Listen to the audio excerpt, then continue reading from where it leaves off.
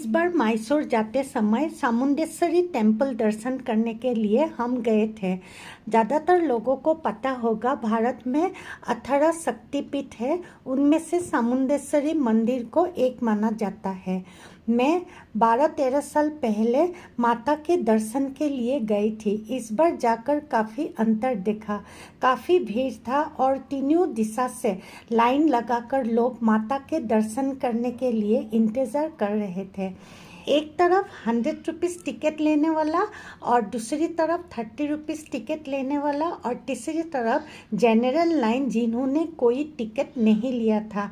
इतना भीड़ था, मुझे ऐसे लगा इस बार शायद माता का दर्शन नहीं कर पाऊंगी। यह मंदिर मैसूर से 12-13 किलोमीटर की दूरी पर चामुंडी पहाड़ियों की चोटी पर स्थित है।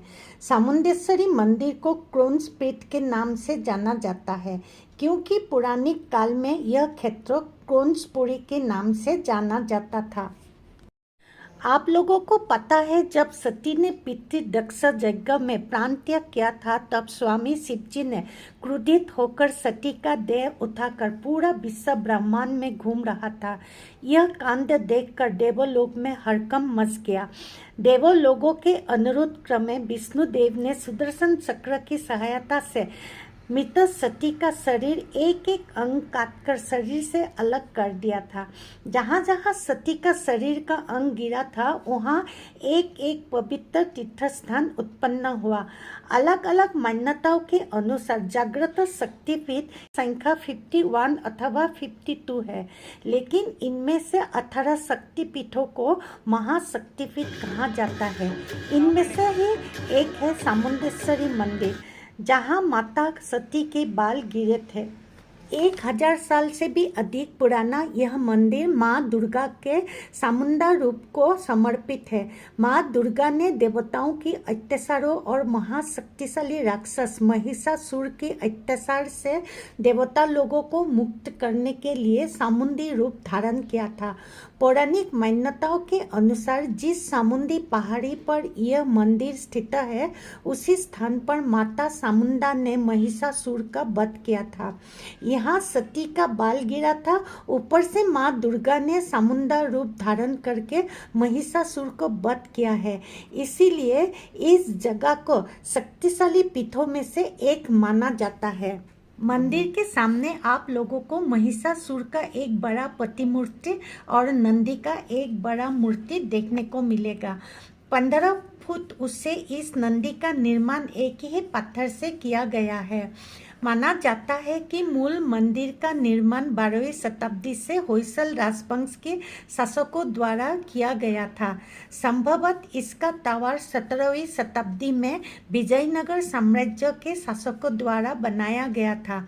मंदिर का निर्माण द्रविड़ वास्तुशैली में हुआ है।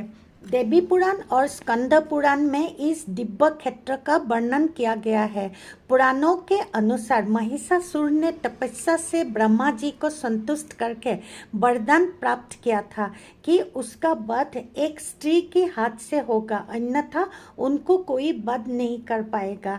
वरदान हासिल करके महिषासुर अधिक शक्तिशाली होकर देवगण के ऊपर अत्याचार करने के लिए शुरू कर दिया था।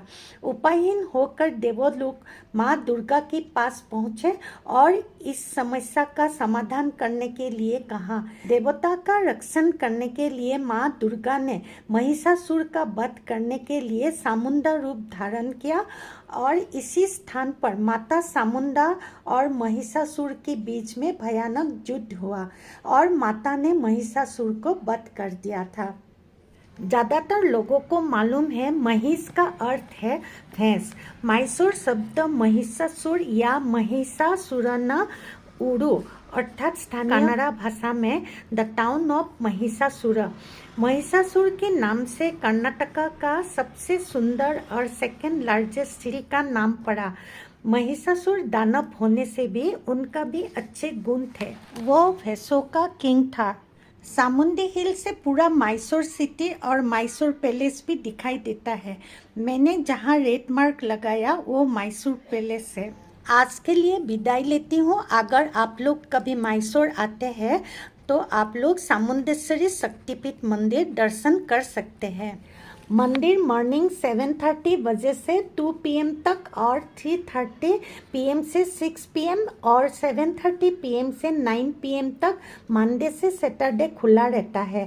संडे मॉर्निंग 7:30 से 6 PM और 7:30 PM से रात 9 बजे तक खुला रहता है। फिर से एक नया विषय लेकर आप लोगों के साथ मुलाकात होगी। अगर आप लोगों को मेरा वीडियो पसंद आया है तो आप लोग मेरे पेज को लाइक करके फॉलो कर दीजिएगा। धन्यवाद।